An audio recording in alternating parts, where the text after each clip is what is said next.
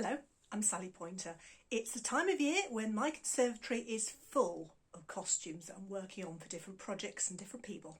This particular one's actually for myself. I've got a really exciting work project coming up, so I needed a new medieval outfit.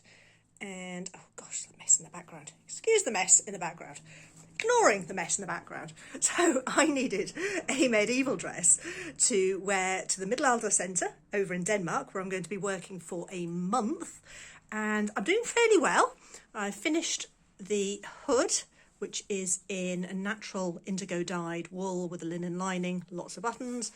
The dress is in, well, I'm not sure whether it is actually undyed grey, but it certainly reads as an undyed grey twill. But what I do still need to do are all the buttons that will finish the cuffs on here. So I thought I'd take the opportunity to do a very quick how-to on how I make medieval style cloth buttons. So those are these little round ball buttons. And we'll see how the overall outfit comes together. So these buttons are really simple to do. I am using squares of fabric for these, although when I did the blue hood I did use circles, and the reason for that is because that fabric was quite thick. This is very thin, so squares are going to work fine, and they're roughly 1.5 inches, or if you prefer 4 centimeters. I would usually suggest that you use a matching thread, but I'm going to do this first one in a contrasting thread so that you can see it. And all you need to do is working maybe 0.5 centimetre from the edge. Make sure your thread is anchored well. Oops. And then you're just going to take running stitches in a circle. So don't worry about those corners.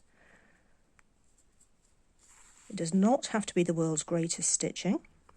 You're really not going to see this when it's finished.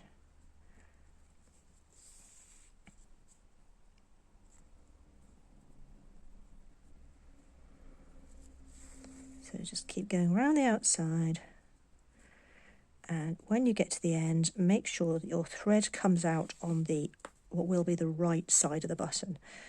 So far, so good. So we're just going to pull this up a little bit, and then when we can, we're going to start tucking in the corners and all of those edges so that you're making like a tiny little drawstring bag. Keep pulling it up, keep tucking in the edges.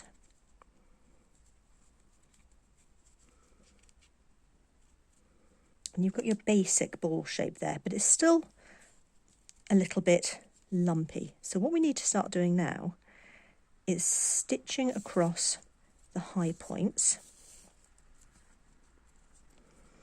And I do this almost as if I was going around a clock face or like the centre of a spider web.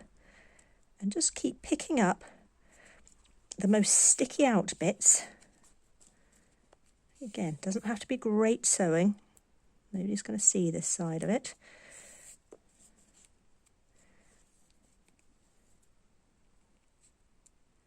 And you just keep going round and round until you get a nice little ball shape. So there's no extra stuffing needed. If you were doing a very big button and you needed it, you could of course put a little bit of fleece or another scrap of fabric in. But those edges of the fabric have done everything that we need them to. All right, and now what I would recommend is that you go right ahead and sew that straight onto the garment before you've unthreaded the needle. I'll do one of those. Okay, here is my sleeve. I'm not going to worry about the fact this is black thread, and these buttons go right on the very edge. You don't set them in at all. So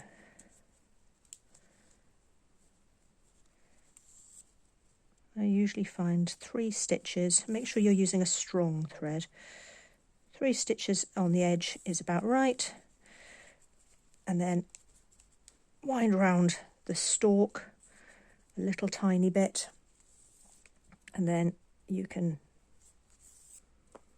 clip off the end. There we are. One done. Quite a lot to go.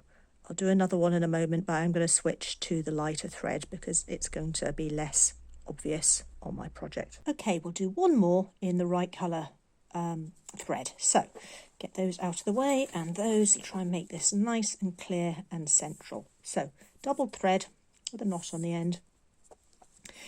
Don't worry if your square isn't perfectly square, as long as it's mostly square, it's fine. Couple of little anchoring stitches to start things off, then just a running stitch, and it doesn't have to be perfect, more or less even is good enough, all the way around the outside, very roughly 1/2 centimetre in from the edge.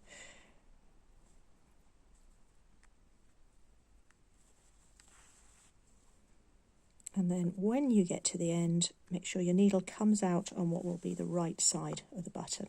Start pulling it up into a little bag, and as soon as you can, start tucking all of those edges in. So with a square, there's more to tuck in than if it was a round, but the principle is exactly the same. Get all of those edges inside the area of the stitching, and then pull it up into a ball shape.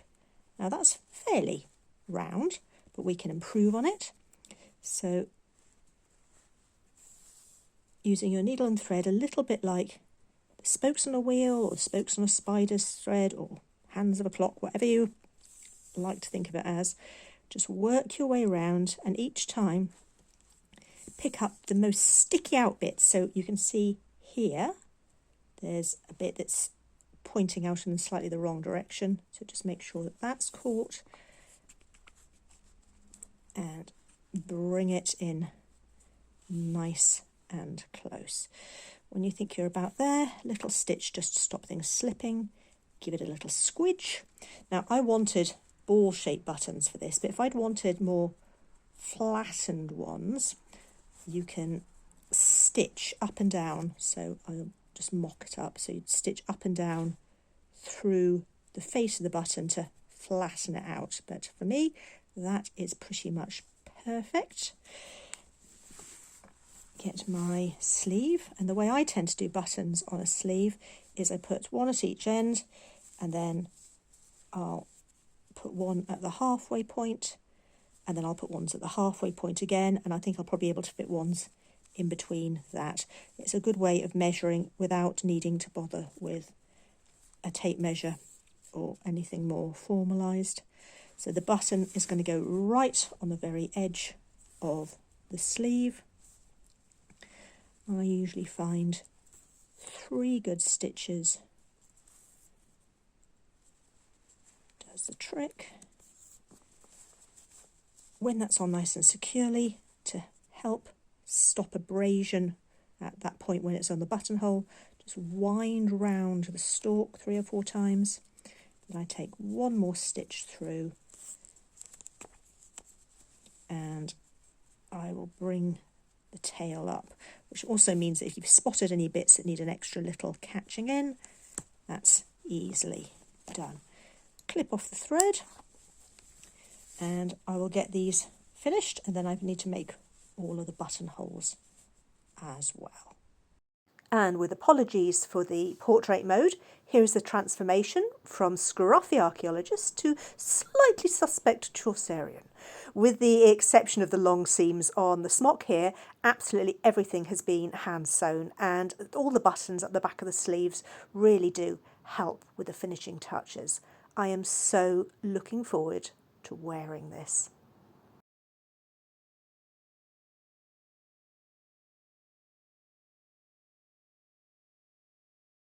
And here I am at the Middelaldercentre, buttons on show. I am so looking forward to all the costume interpretation and working with students over the next few weeks. Bye for now.